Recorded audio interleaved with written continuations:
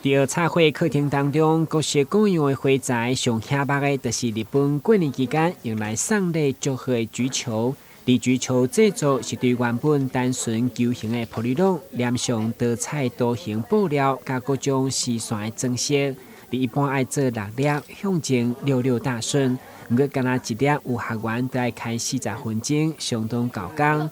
那搭配茶青加茶花，再加上今年牛年的红仔装饰，拢是独一无二的花艺作品。过年期间相当应景。它摆设的地方必须是家里真的是有空间才能呈现它的美，不像驻联城，它是每一个地方都可以吊。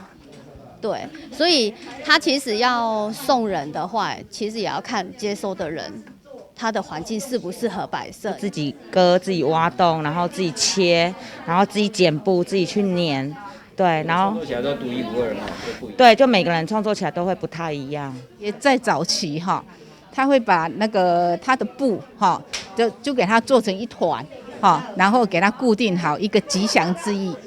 就是一个团圆吉祥如意，它的这个意思，然后就给它跟花艺结合，就变成一个我们今天做的那个框哈，然后点缀在这个框的里面。当年中国水墨画当中的水寒山药、松竹梅主题，嘛是日本传统祝贺的吉祥物，所有学员嘛以这作为构想，设计出属于咱过年喜气的茶会。因为竹本身久了，它就会比较斑驳嘛。然后我刚好用在我们布上面，布把它弄上去，就有一点喜气洋洋。对，然后刚好合乎文人松竹梅，好，松竹梅刚好把它放在这个竹筒花器里面。不管是日本风格，还是台湾味，生活花艺本来就无分国界，家己动手来做，重点咱的生活，卖当销送，成为亲朋好友的祝福。台南新闻，阮及何乔邦采访报道。